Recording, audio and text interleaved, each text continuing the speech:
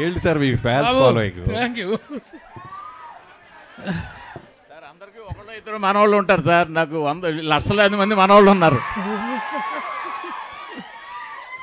Sir. Bobby గారు, చిన్న question sir. Bobby గారు, దేవిశ్రీ ప్రసాద్ గారిని మీరు ఇష్టపడి వదిలేశారా, కష్టపడి వదిలేశారా?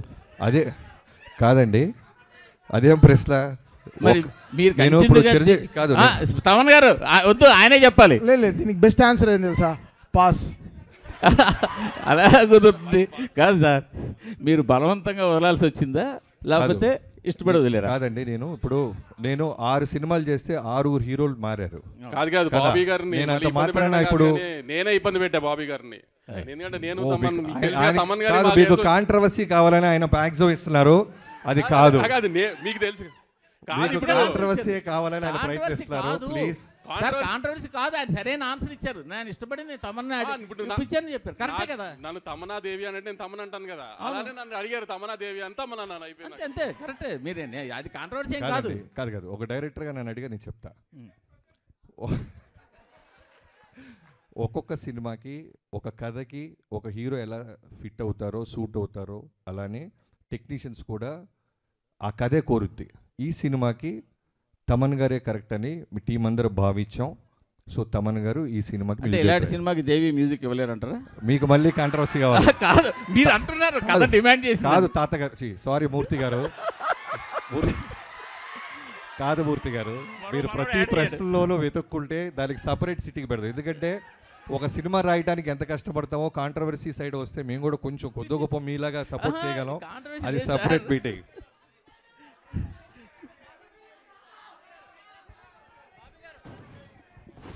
Bobby it is for you. అనే చెప్పండి. బాలకృష్ణ గారు మీ దగ్గరికి వచ్చేటప్పటికి చాలా tough time to A director.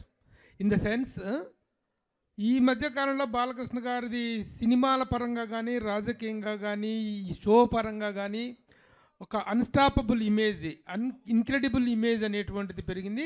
ఇంతకుముందు బాలకృష్ణ గారికి ఇప్పుడు బాలకృష్ణ గారి ఇమేజ్లో చాలా చాలా డిఫరెన్స్ ఉంది. ఇలాంటి టైంలో అలాంటి ఒక ఫైర్ బ్రాండ్ స్టార్ని హ్యాండిల్ చేయటం అనేటువంటిది ఒక ఛాలెంజ్. ఈ పాయింట్ ఆఫ్ వ్యూలో do you have any other special attention to pay or anything else what you have special efforts పెట్టావా? అంటే ప్రభు గారు, ప్రతి సినిమాకి మీకు తెలియదు ఏం లేదు, ప్రతి సినిమాకి పెట్టాల్సిన కష్టమే. ఒక్కొక్క హీరోకి ఒక్కొక్క వోల్టేజ్ ఉంటుంది. ఇప్పుడు చిరంజీవి గారితో చేస్తున్నప్పుడు మాస్ ఫాలోయింగ్, ఆయనకి సంబంధించిన fun, humour, grace, voltage.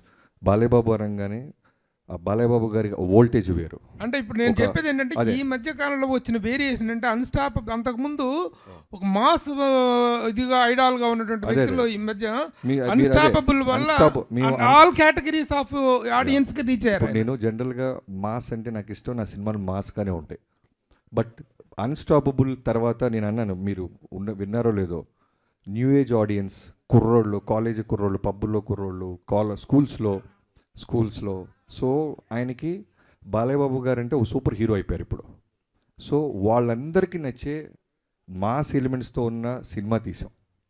So tough అంటే కథ మీద ఫోకస్ చేస్తే మిగతా అన్నీ ఈజీ. మెయిన్ కథ మీదే మేము దృష్టి పెట్టాం, మా పనితనం అంతా అక్కడే చూపించాం. అట్లాగే ఇమేజ్తో పాటు ఒక రెస్పెక్ట్ కూడా పెరిగింది. 3 సార్లు ఎమ్మెల్యే ఆయన, హ్యాట్రిక్ కొట్టినటువంటి ఒక ఎమ్మెల్యే, బాధ్యత గల రాజకీయ నాయకుడు. ఆయన మీద డాకు మహారాజ్ అనేటువంటి టైటిల్లో ఒక చిన్న నెగిటివ్ టచ్ ఉన్న టైటిల్ అది. ఆ టైటిల్ని ఎలా జస్టిఫై అవుతుంది? ఇప్పుడు పోకిరి సినిమా ఉంది, మహేష్ బాబు గారు ఒక పోలీస్ ఆఫీసర్. అది రెస్పెక్టా, మాసా అంటే మనం ఏం చెప్తాం, సినిమా చూస్తే అర్థం అవుద్ది. పోకిరి అనేవాడు ఒక పోలీస్ ఆఫీసర్ తాట తీస్తాడని. అలానే డాకు మహారాజ్ చూసిన తర్వాత ఈ సినిమాకి డాకు మహారాజ్ అని ఎందుకు పెట్టారు, వీళ్ళు ఏం చేశారు, ఏం సాధించబోతున్నారు అనేది మీకు జస్టిఫికేషన్ రీచ్ అవుతుంది. థ్యాంక్ యూ అండి, థ్యాంక్ యూ సో మచ్. ఇందాక బాబీ గారు చెప్పినట్టు డాకు మహారాజ్కి సంబంధించి నెక్స్ట్ 2 ఫంక్షన్లకి నువ్వు రాక